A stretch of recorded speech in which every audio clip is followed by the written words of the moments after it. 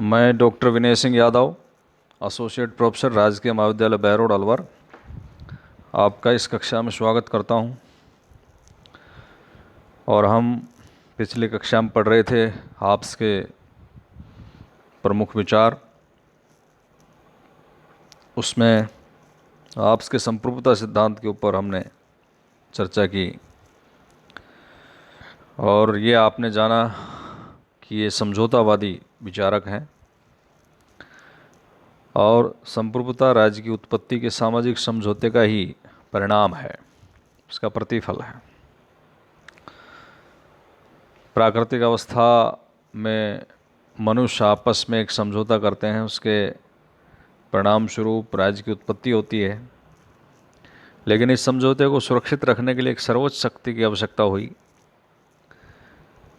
क्यों आवश्यकता हुई, इसका जवाब स्वयं हाब्स ने दिया है और कहा है कि शक्ति के अभाव में समझौता केवल शब्द जाल है।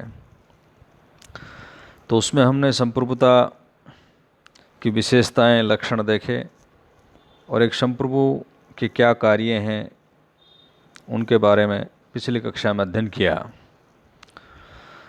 आज हम पढ़ेंगे कि जो संप्रभुता का सिद्धांत हाब्स ने दिया है उसमें क्या जनता को संप्रभु के विरुद्ध विद्रोह करने का अधिकार है, और दूसरा इस संप्रभुता सिद्धांत की क्या आलोचनाएं आलोचक करते हैं।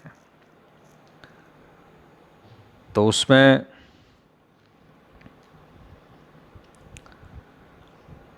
पहले हम ये देखेंगे कि जनता को क्या अधिकार है। तो उसमें दो बिंदु हैं, आत्मरक्षा और यदि संप्रभु का आदेश जीवन को खतरे में डाले। तो पहले पे हम बात करेंगे आत्मरक्षा। यदि संप्रभु जनता के जीवन को बचाने में असमर्थ सिद्ध होता है तो वैसी स्थिति में जनता उसके खिलाफ विद्रोह कर सकती है।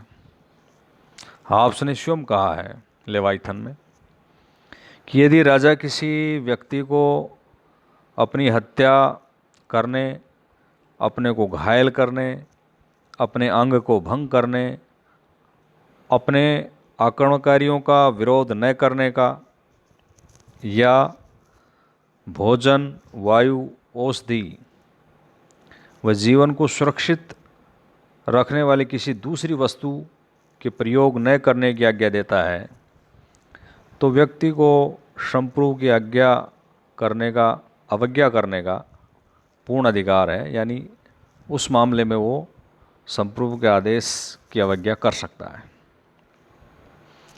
दूसरा, यदि संप्रभु का आदेश जीवन को खतरे में डाले। कैसी परिस्थिति में? यदि किसी व्यक्ति को संप्रभु शत्रु से लड़ने और उसे अपना जीवन खतरे में डालने की आज्ञा दे तो वह व्यक्ति उसकी अवहेलना कर सकता है, क्योंकि संप्रभु की आज्ञा पालन का एकमात्र जो उद्देश्य है वो आत्मरक्षा ही है। ये हम सामाजिक समझौते सिद्धांत में पढ़ते हैं कि राज्य पूर्व जो अवस्था है उसको प्राकृतिक अवस्था कहते हैं, और उस प्राकृतिक अवस्था जो थी वो प्रत्येक के साथ संघर्ष की अवस्था थी। तो उसमें किसी का जीवन सुरक्षित नहीं था, इसलिए लोगों ने आपस में समझौता किया था। तो संप्रभु की आज्ञा पालन का एकमात्र उद्देश्य आत्मरक्षा ही है, और आत्मरक्षा करने में यदि सफल ना हो तो ऐसी स्थिति में जनता उसके खिलाफ विद्रोह कर सकती है या उसकी आज्ञा का पालन न करे।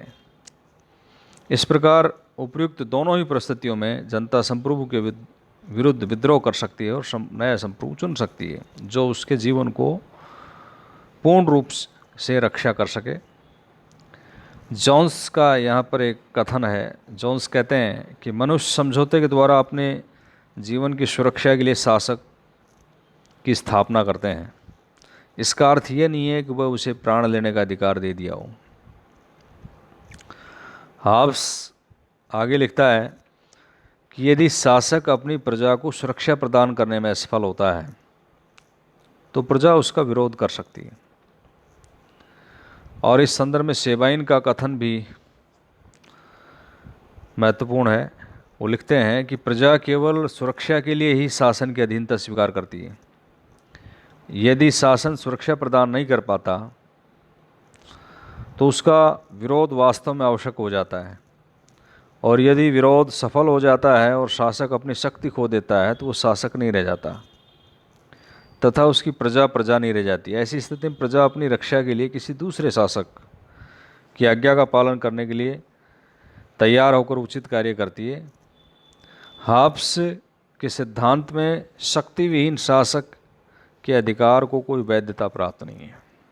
तो ये दो परिस्थितियां हैं जिसमें वो उसके खिलाफ विद्रोह कर सकते हैं। अब हम बात करेंगे संप्रभुता की आलोचनाएं, क्रिटिसिज्म ऑफ 70। हाब्स ने जो संप्रभुता सिद्धांत का प्रतिपादन किया है उसकी आलोचना करते हैं, और उनमें प्रमुख आलोचनाएं निम्न प्रकार से हैं। निरंकुश संप्रभुता। आलोचकों का ये कहना है कि हाब्स की संप्रभुता अविभाजित, अदेय, असीमित, सर्वशक्तिमान है, और हाब्स ने संप्रभुता को उन सब मर्यादाओं से मुक्त कर दिया जो बोंदा ने उनके ऊपर आरोपित की थी। इस तरह से वो पूर्णतः स्वतंत्र, स्वच्छंद, स्वेच्छाचारी बना देता है संप्रभु को, और अपने सिद्धांत द्वारा निरंकुशवाद का प्रचंड पोषण वो करते हैं।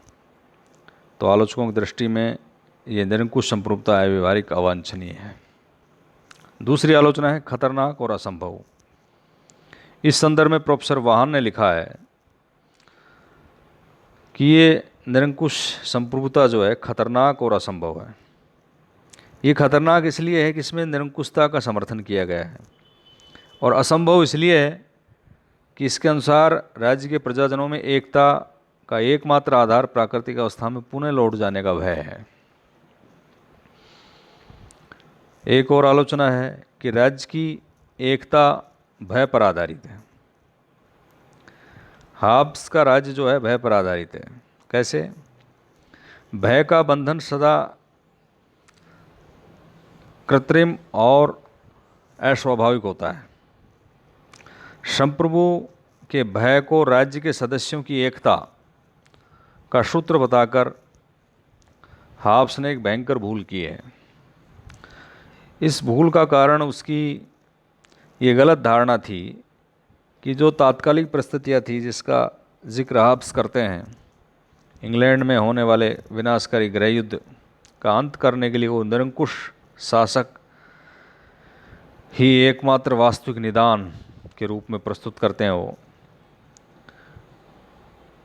इसलिए उसने निरंकुश संप्रभु का समर्थन किया है, जिसकी कटु आलोचनाएं उनके जीवन काल में भी की गई।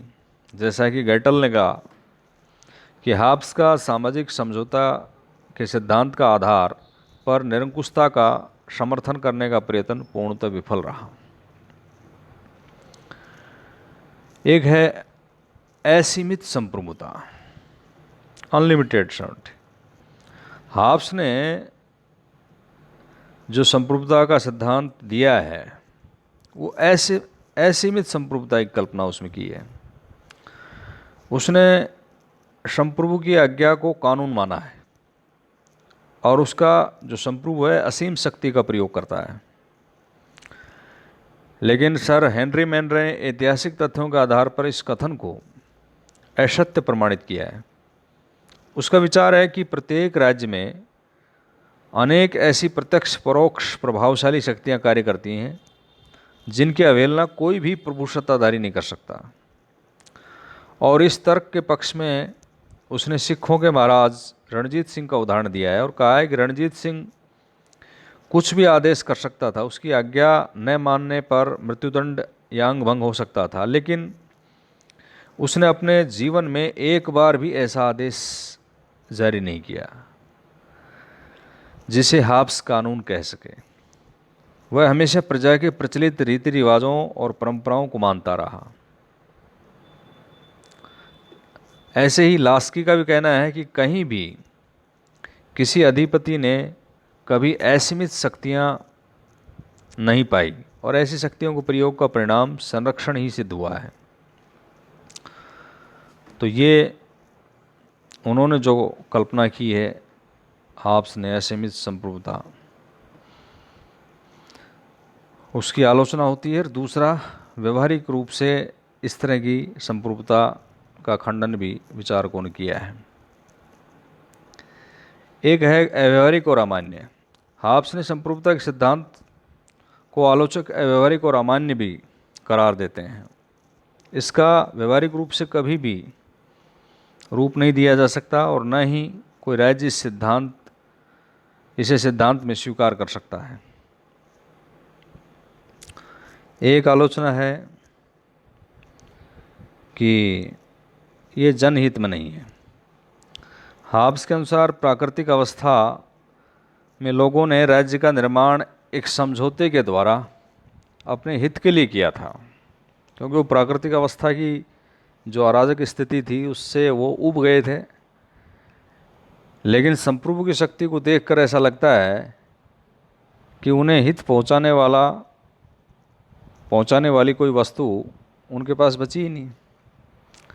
और यदि ऐसा है तो फिर इतने निरंकुश संप्रभु की आवश्यकता ही क्या है। यदि संप्रभुता की स्थापना का उद्देश्य सभी के हित को पहुंचाना था, हित करना था, तो उसको व्यवहारिक रूप नहीं दिया जा सका।